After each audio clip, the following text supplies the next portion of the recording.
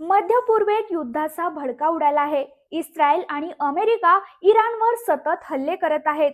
इराणकडूनही या हल्ल्यांना प्रत्युत्तर दिले जात आहे. मात्र या युद्धात भारतातील हजारो लोक अडकले आहेत. यात राज्यातील शेकडो विद्यार्थ्यांचा समावेश आहे. पुणे येथील एका महाविद्यालयाची शैक्षणिक सहल दुबई येथे गेलेली आहे. मात्र दुबईत निर्माण झालेल्या युद्धजन्य परिस्थितीत सहलीत गेलेले 80 विद्यार्थी दुबईत अडकून पडलेले आहेत. तसेच चंद्रपूर मधीलही शेकडो मराठी विद्यार्थी दुबई, UAE आणि अबू धाबी येथे अडकले आहेत.